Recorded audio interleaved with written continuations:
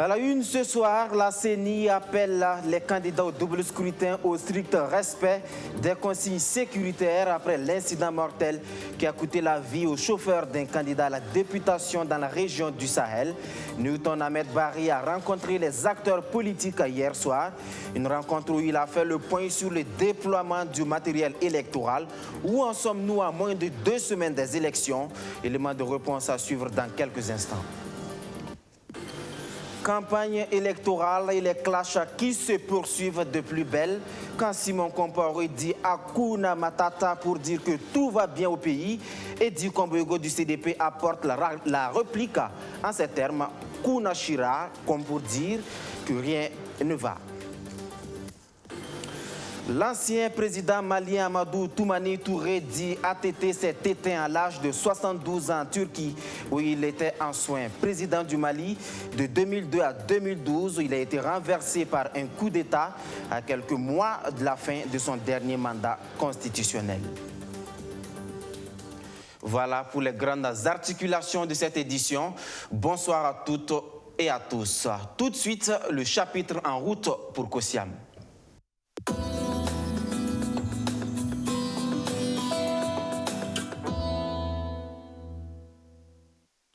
Après l'incident mortel au Sahel qui a coûté la vie au chauffeur d'un candidat aux législatives, la CENI rappelle les consignes sécuritaires à respecter par les acteurs en cette période de campagne électorale. Des acteurs rencontrés au cours d'une séance ce 9 novembre.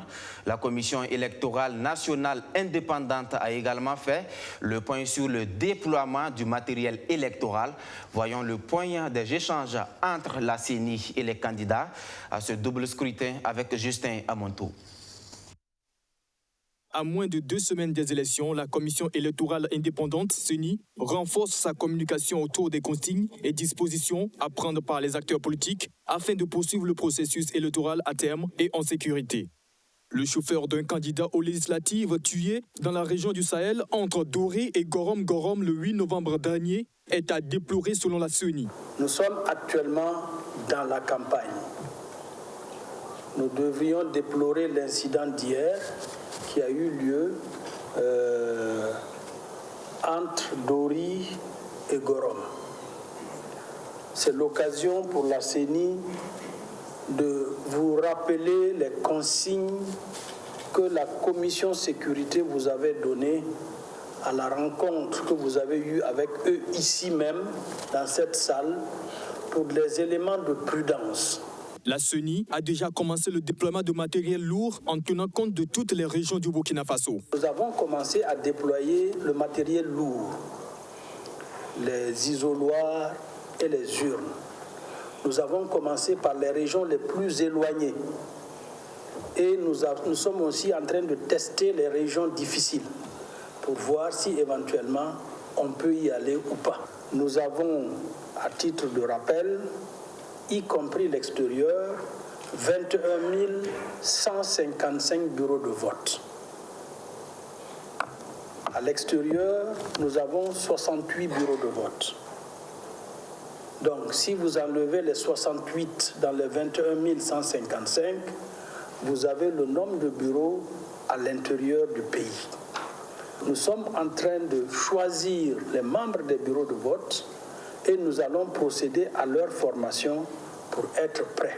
Au cours de la rencontre, certains acteurs politiques jugent court le délai d'envoi de la liste des représentants dans les bureaux de vote. Ils invitent la CENI à revoir le délai fixé au 12 novembre. Chose impossible pour la CENI qui se dit incapable de violer la loi.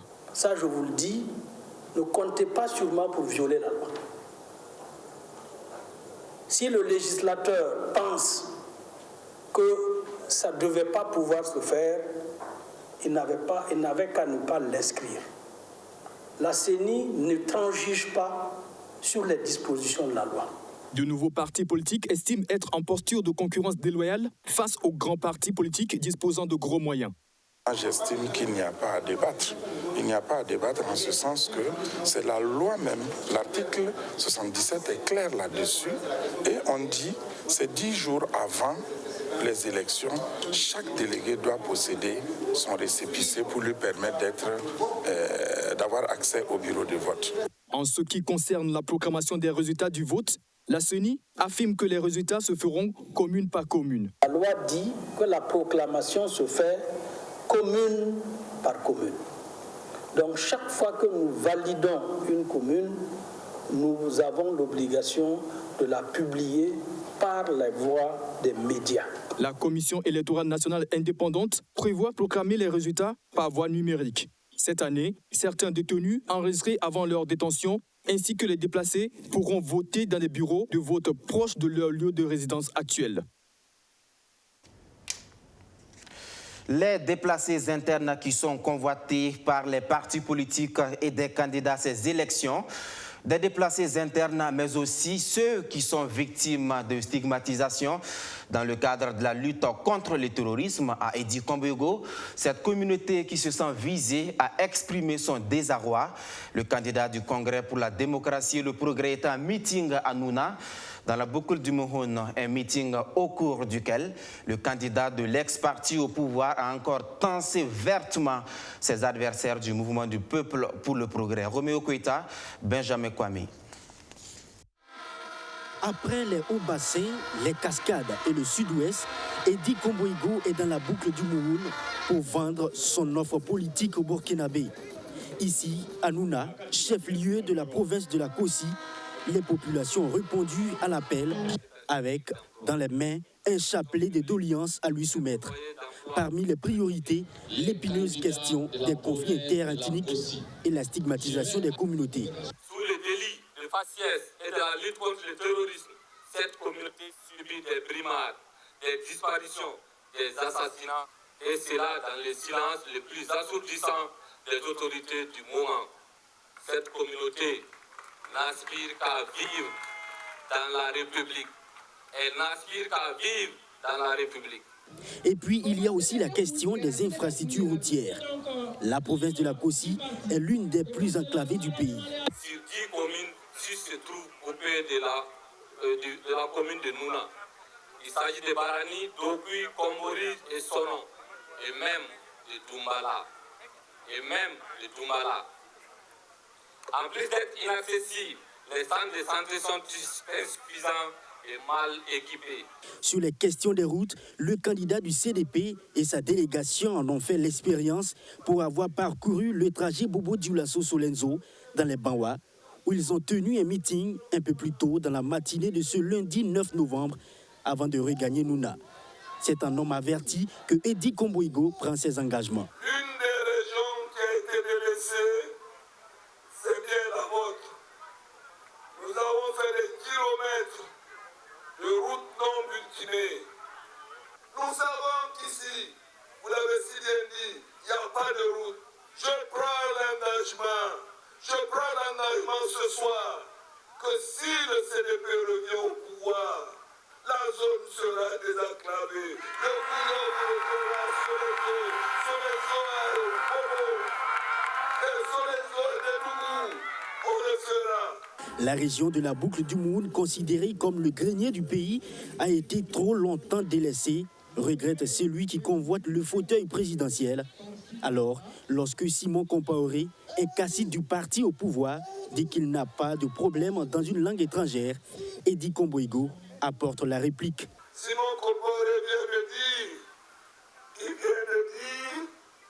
que Kuna Matata, qui veut dire qu'il n'y a pas de problème. Je voudrais lui répondre ce soir que Kuna Shira, il veut dire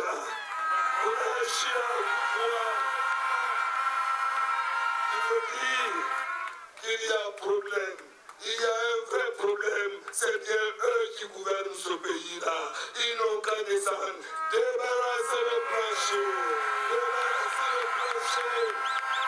Au-delà du désenclavement de la région, le candidat de l'ancien parti majoritaire promet aux populations de la Kossi et des Banwa la mécanisation de l'agriculture. Pour ce faire, il s'engage à construire une unité de montage de tracteurs dans la région. Les mêmes problèmes d'infrastructures routières se posent avec acuité dans la région de l'Est. Manque d'infrastructures, insécurité, agriculture avec des méthodes archaïques. La plus grande région du Burkina Faso, près de 17% du territoire, présente un visage plutôt sombre au regard de ses potentialités.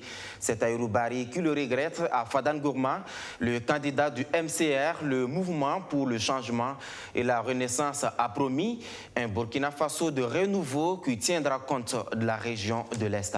Benjamin Kwame. Place des martyrs de Fadane Gourma. Le candidat du Mouvement pour le changement et la renaissance rencontre ses militants de la région de l'Est. À son arrivée dans la cité de Yendabri, Tahirou Barry est accueilli comme le porteur d'espoir pour un Burkina Faso de renouveau.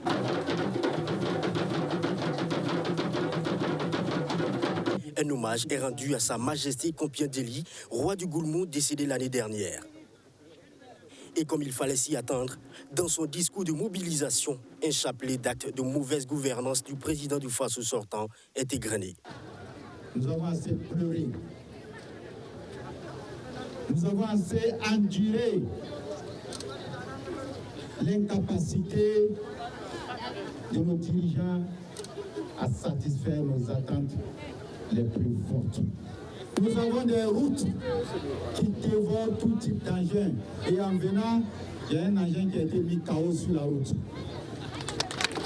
C'est pourquoi je me demande, au lieu de proclamer avoir une victoire par coup KO,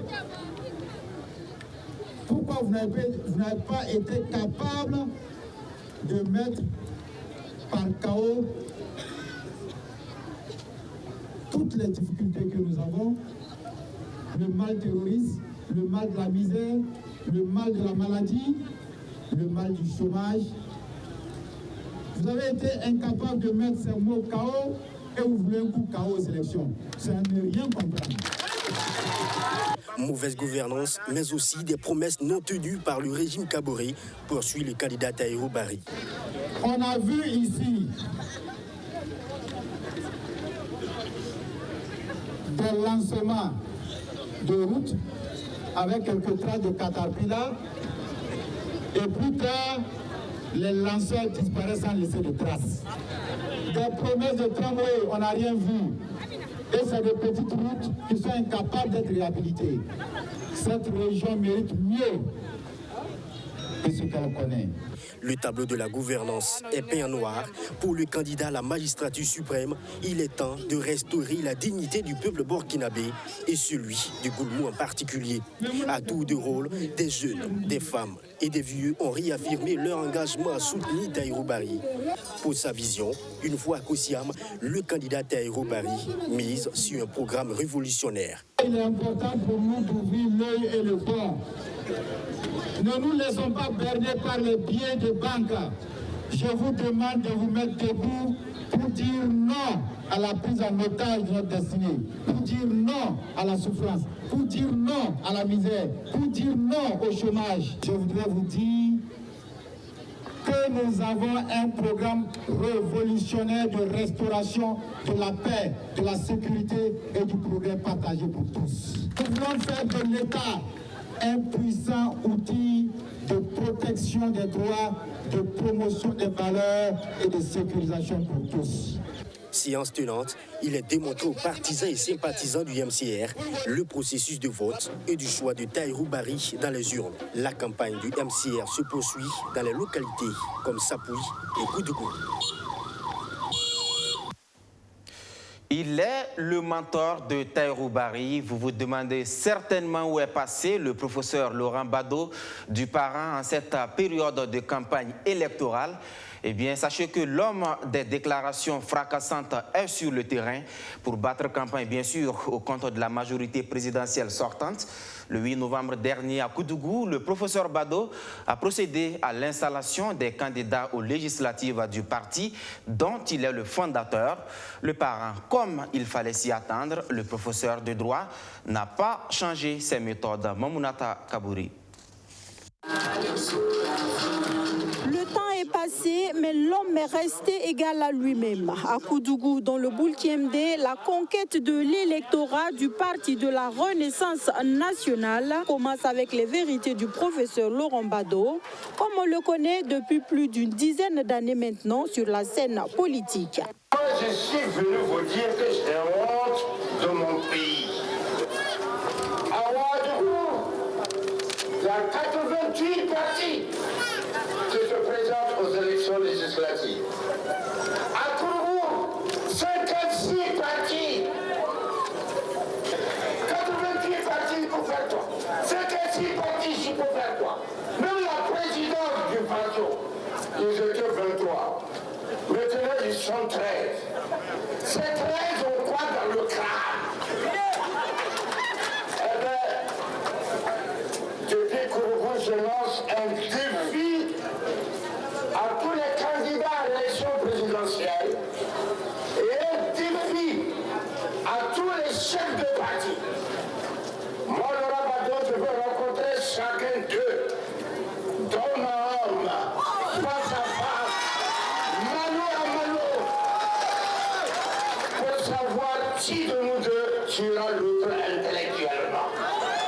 Face à ces militants visiblement acquis à sa cause, le professeur de droit n'a pas pu s'empêcher de dérouler un petit cours de droit sur l'essence même de la politique. La politique, c'est le crâne. La politique, ce sont des gens qui disent, pour développer notre pays, voilà le chemin à suivre. Et vous, en tournant la nuit, vous dites c'est vrai, son chemin est vrai. Et vous le votez. Place maintenant à la pêche aux voix pour les candidats du parent aux législatives et au père fondateur du parti d'afficher ses ambitions pour Koudougou. Laurent Bado n'est pas passé par 4 chemins. Il souhaite clairement que la cité du Cavalier Rouge soit le socle de l'indépendance économique au Burkina Faso. Alors, il demande à ses militants de voter pour Jacob Zongo. Moi, je suis vieux. Je dois partir bientôt. Mais je veux que ce soit Koudougou qui refasse le Burkina Faso. Amen. Nous avons les capacités. Amen. Nous pouvons le faire. Amen. Alors, courage et donc donnez confiance à votre fils. Travaillez pour lui. S'il est élu député, moi je vais le raccompagner ici. On va s'asseoir tous ici pour parler politique. Vous constaterez que je suis jeune. C'était des listes de Boulkiemde pour le parent. Mais vous savez, la jeunesse souvent est perdue. Elle est perdue parce que nous avons toujours fait confiance aux vieux que nous avons voté pendant 25 à 30 ans. Et ces vieux à l'Assemblée, c'est que dormir. Dormir, ça pose problème. Moi, jeune, je ne peux pas aller à l'école, apprendre à lire et voter quelqu'un qui devrait être habilité à proposer des projets de loi à l'Assemblée. Et cet individu prend son temps à dormir à l'Assemblée. Prenant la parole tour à tour, femmes, jeunesse estudiantine de Koudougou et cadres du parent n'ont pas cessé de clamer haut et fort. Le parent, c'est le parti qu'il faut voter pour un vrai changement. Lui également prône le changement, mais ce changement n'est pas à rechercher à l'UNURPS. L'UNURPS le trouve déjà dans la gestion actuelle du pays. Il a donc décidé de travailler pour la réélection du président sortant. Après 10 jours de campagne à l'Union pour la Renaissance à parti sankariste, l'heure est au bilan à mi-parcours. Majid Bakouan. Après 10 jours de campagne électorale, l'heure est au bilan à l'UNURPS, l'Union pour la Renaissance parti sankariste. Depuis le lancement officiel de sa campagne le 1er novembre dernier, le parti de l'œuf a couvert 6 provinces. Un bilan à mi-parcours jugé satisfaisant par le directeur national de campagne du parti.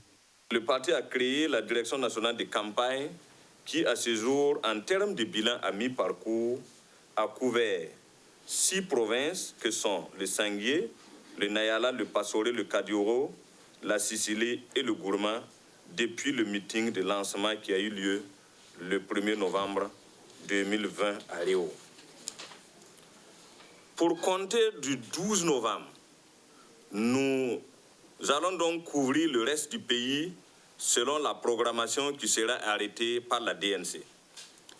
Mesdames et messieurs les journalistes, s'il faut déplorer les attaques terroristes qui ont eu lieu ces derniers jours entraînant la mort du chauffeur d'un député, on peut de façon générale se féliciter du bon déroulement de la campagne. Sur le plan de la campagne présidentielle, le NIR-PS se réjouit de l'avancée des choses. Pour les conférenciers du jour, Roch-Marc Christian Kaboré est bien parti pour reconquérir le palais de Kossiam.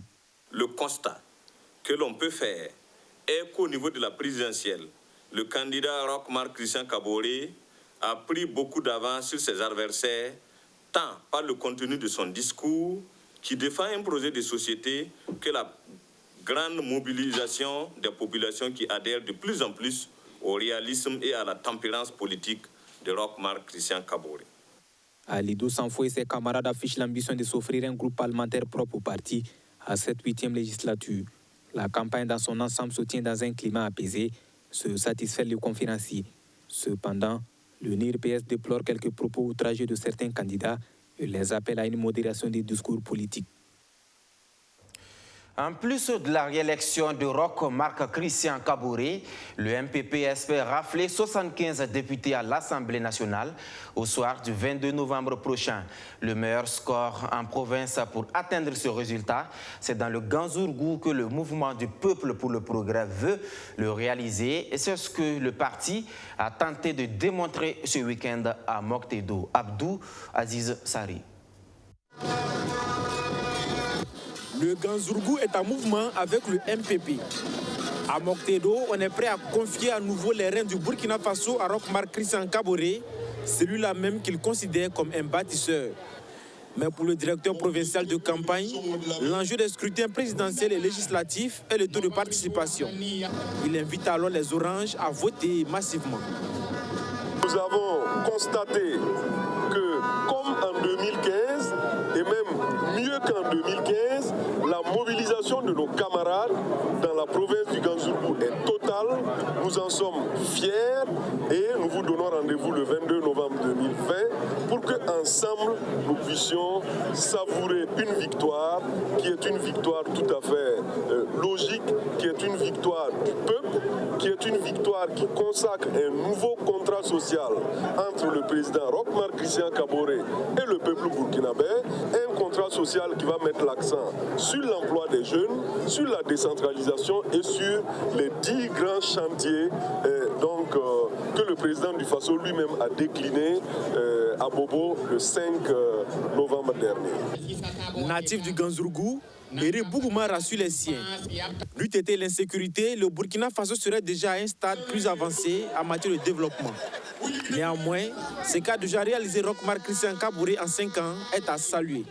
Pendant ces 5 ans, il a œuvré avec son gouvernement à faire en sorte que le Burkina Faso avance. Il a fait en sorte que dans le domaine de l'eau potable, le Burkina Faso a vu la réalisation de nombreuses adductions d'eau potable, des forages, des barrages en construction. Nos adversaires politiques, ils disent, pas plus tard que ce matin, il y a un certain candidat du CDP quelque part qui a dit que nous avons détourné de l'argent pour construire des petites routes. Pourtant, lui-même, il est fier de rouler sur nos routes pour aller battre campagne et proférer ses mensonges. Mais le jour viendra où lui-même, il devra répondre comment il a fait pour acheter les biens mobiliers de l'État à 100 000 francs, 200 000 francs. Cette année, le mouvement du peuple pour le progrès vise au moins 75 députés à l'Assemblée nationale, en plus de Roch-Marc Christian Kaboré au palais de Kossiam. Et le mot d'ordre dans le Ganzourgou, c'est tout pour le MPP et rien pour les autres. Vous avez vu aujourd'hui, il n'y a pas de nuage. Tout est orange. Et la population est là, les électeurs sont là et la mobilisation est totale en ces premiers jours, malgré le démarrage assez tardif dû aux événements malheureux que vous connaissez, que nous avons vécu. Mais là, nous pouvons en tout cas vous rassurer, et vous l'avez pu constater aussi, qu'effectivement, au soir du 22 novembre, ce serait un coup KO au niveau de la commune de Moctedo. Parlant des candidats qui promettent la sécurité une fois élus, le MPP les traite de démagogues. Pour lui, si ces derniers avaient les moyens, la paix serait de retour depuis le début des attaques au Burkina Faso.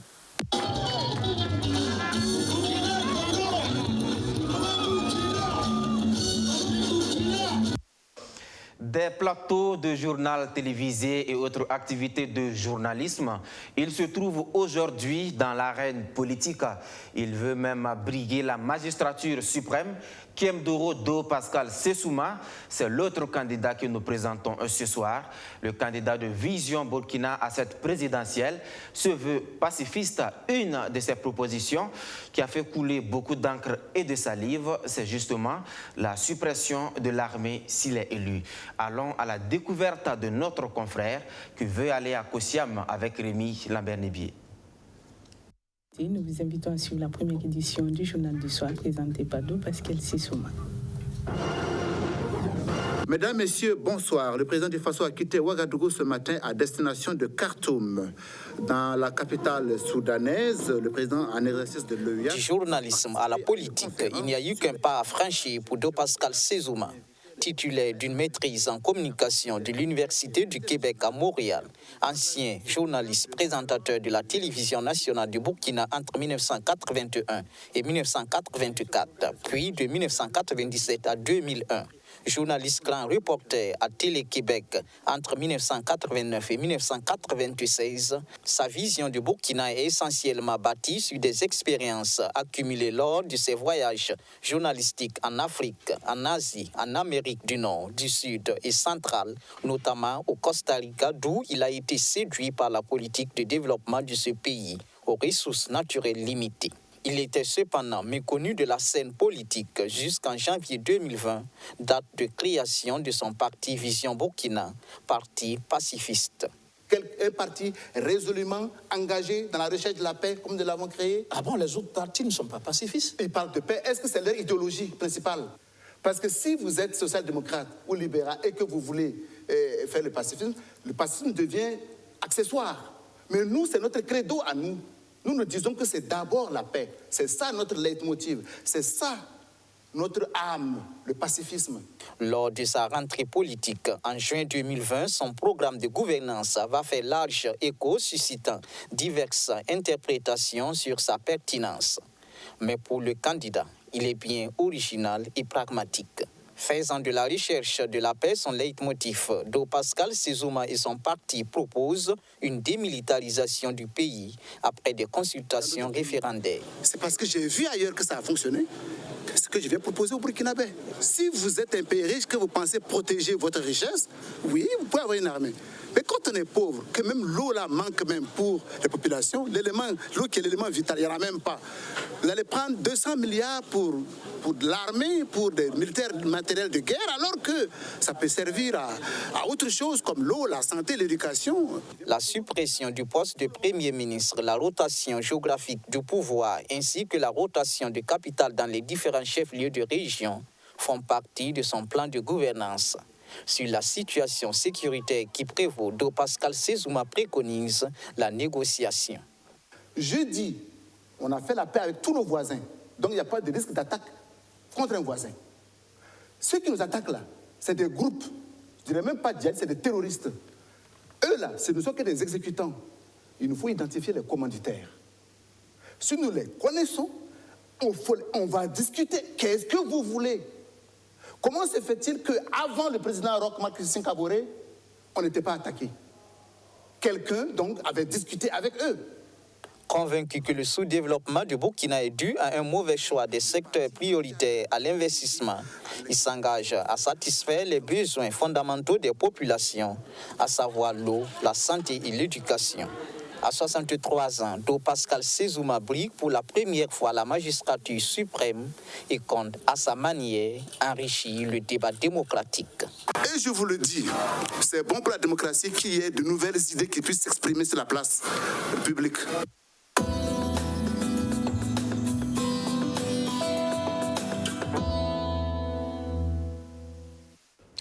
Toute Toute autre chose à présent et direction le Niger où l'expertise burkinabé s'est encore faite valoir après avoir exécuté avec brio un projet routier en mode partenariat public-privé. L'Africain des travaux publics de l'homme d'affaires Mahamadi Savadogo décroche un marché public nigérien. Il s'agit du bitumage d'une route dans la région de Dosso. D'un délai de 30 mois, cet important projet va coûter près de 78 milliards de francs CFA. Un reportage. Cette fois-ci, ce n'est pas grâce à un partenariat public-privé que l'Africain des travaux publics de l'homme d'affaires burkinabé Mahamadi Savadogo exécute un marché au Niger. C'est plutôt sur le financement du budget de l'État que l'ATP va aménager et bitumer la route Dogondouchi, Dogonkiria, Bagarawa, Teberam, longue de 172 km. Pour le lancement des travaux du projet qui vaut près de 78 milliards de francs CFA, c'est le président de la République, Mahamadou Issoufou, qui donne le la. Douchi est un grand carrefour. Avec ses infrastructures, Douchi méritera effectivement son nom de grand carrefour. Si l'ATP bénéficie de nouveaux marchés publics, c'est tout simplement parce que l'entreprise a fini par convaincre les autorités nigériennes quelle était la société idéale pour ce projet. Le travail à l'entreprise, elle a essayé de faire quelques preuves remarquables. Parce que l'entreprise ATP a réalisé 134 km d'enduit superficiel entre Ilela et Bagaroua avec des bretelles. Donc on a vu, on a apprécié, c'est bien. Alors, quand il s'agissait de faire des DAO de ce chantier-là, elle a postulé, l'entreprise a postulé. Donc, par rapport à celles qui ont postulé avec elle, on a constaté qu'elle est la mieux habilitée à obtenir le marché. Et c'est pour ça qu'on lui a confié ça. Un renouvellement de confiance qui sonne plus qu'une invite à relever le défi. L'Africain des travaux publics mesure déjà l'enjeu et elle veut y aller vite et bien. Nous sommes en train donc de nous préparer pour le déploiement du matériel que vous avez constaté, qui est juste à quelques centaines de kilomètres d'ici, que nous allons transférer. Et donc pour nous, c'est une continuité, parce qu'au fait, là où cette route finit, c'est là où nous avons laissé notre matériel. Donc pour nous, ce n'est qu'une continuité. Et cette route, c'est une route à revêtement bicouche, de largeur avec 10 mètres de plateforme, une chaussée de 7 mètres. En race campagne, c'est une chaussée de 7 mètres avec deux accordements de 1,50 m de part et d'autre. Mais en agglomération, c'est 7 mètres avec des accordements de 2 mètres de part et d'autre. Comme le précédent marché public exécuté sous forme de PPP, le présent bénéficie de l'accompagnement du groupe bancaire Coris Bank International. Sa filiale du Niger sera aux côtés des hommes de Mahamadi Savadogo. Au Burkina Faso, les aéroports poursuivent la politique d'amélioration de leurs services. Après l'acquisition de nouveaux bus, ils reçoivent de nouveaux chariots bagages. Ce sont au total 100 chariots qui ont été remis à l'ASECNA par la BOA, la Bank of Africa, qui joue ainsi la carte de la citoyenneté. Abdou Aziz Sari. La politique d'amélioration de la qualité des services se poursuit dans les aéroports de Ouagadougou et de Bobo-Dioulasso. Après des bus flambant neufs déjà en service, ce sont des chariots bagages dernière génération que la SECNA met à la disposition des passagers. Au nombre de 100, ce matériel a été offert par la BOA, Bank of Africa. En offrant ces chariots à l'aéroport, nous avons souhaité participer au renforcement des capacités logistiques et opérationnelles des aéroports de Ouagadougou et de Bobo-Dioulasso qui accueillent de milliers de voyageurs chaque année. Aussi, voudrions-nous soutenir la dynamique d'amélioration des services déployés par la SECNA dans un secteur de l'aéronautique très concurrentiel où la qualité de service, la performance font la différence. Selon le directeur général de la Bank of Africa, ce geste symbolique s'inscrit dans le cadre du prolongement des activités citoyennes et sociales que mène la BOA à travers sa fondation qui a investi en 11 ans de fonctionnement près de 3 milliards de francs CFA dans le domaine de l'éducation et de la santé. Nous sommes très heureux d'abord pour nous en tant que gestionnaires d'être renforcés dans nos capacités logistiques maintenant dans cette période où véritablement, vous le savez, les recettes financières sont impactées par l'effet de la pandémie sur le transport aérien et d'autre part aussi permettre à nos usagers d'avoir des éléments neufs qui confirment donc notre constant souci d'amélioration des services que nous leur offrons. Donc je réitère mes remerciements à la Bank of Africa qui a fait preuve véritablement d'une initiative à louer et je suppose que cette initiative pourra interpeller d'autres promoteurs parce que nous sommes ouverts à recevoir au-delà des chariots tout ce qu'on nous donnera aujourd'hui pour le Burkina Faso. Matériel acquis reste le défi de la bonne gestion. Le gestionnaire des aéroports du Burkina Faso s'engage. Il s'engage par la même occasion à répartir dans le plus bref délai les chariots entre les aéroports de Ouagadougou et de Bobo-Dioulasso. Elle fait de l'énergie photovoltaïque et de l'efficacité énergétique son domaine de prédilection. L'entreprise de commercialisation et d'installation de matériel solaire et électronique Nelson Solar a procédé à l'inauguration de son agence de Bobo-Dioulasso, une agence qui a vu le jour à la demande des populations de la ville de Sia, selon le directeur général de la société, Seidatou Drabo Soto Justin Dabiri. Nelson Solar est une entreprise burkinabé spécialisée en énergie photovoltaïque et en efficacité énergétique. L'ouverture de ces locaux dans la cité de Sia résulte de la demande des populations de la région qui ont fait de Nelson Solar leur référence énergétique. Bon, nous n'avons pas un secret. Notre but est de nous expandre un peu partout. Si nous, on est présent au Niger, au Bénin et au Togo, et on s'est dit qu'il est nécessaire que nous soyons dans la deuxième ville du Burkina, puisque l'offre on est très sollicité ici, à tout temps sur notre page Facebook, qui est très suivie par à peu près 200 000 personnes. Et on reçoit toujours des appels de bobos, des demandes. Donc on s'est dit qu'il est obligatoire de nous rapprocher de la population de Sia qui a tant besoin de nous. Avec des produits tels que des plaques solaires, des batteries, des convertisseurs testés et certifiés afin de rassurer les partenaires ainsi que les utilisateurs, Nelson Solar est la référence en matière d'énergie solaire au Burkina Faso et dans plusieurs pays de la sous-région. Nous, à notre niveau, nous parions sur la qualité. Vous voyez, nous, dès le début de la création de l'entreprise, vous voyez le triangle, les gens se demandent c'est quoi. On s'est créé sur une stabilité et pour travailler jusqu'au sommet. Notre slogan, c'est opter pour la référence énergétique. Ce n'est pas pour rien. On a créé le slogan et nous sommes actuellement une référence et personne ne peut le nier. Notre différence avec les autres structures, c'est notre sérieux, notre qualité. Pour le représentant du ministre de l'Énergie, nul ne peut accéder au développement sans énergie. Il salue donc l'ouverture de l'agence Nelson Solar à Bobo-Dioulasso car il va contribuer, dit-il, au bien-être des populations. Il faut se dire que depuis 2016, le Burkina Faso s'est engagé pour la transition énergétique. Et qui parle de transition énergétique voit la diversion des sources d'énergie. Donc nous voyons la potentialité du soleil au Burkina. Donc aujourd'hui, le ministère ne peut qu'accompagner Nelson Solar comme il le fait avec d'autres entreprises et qui fait la promotion des produits de meilleure qualité.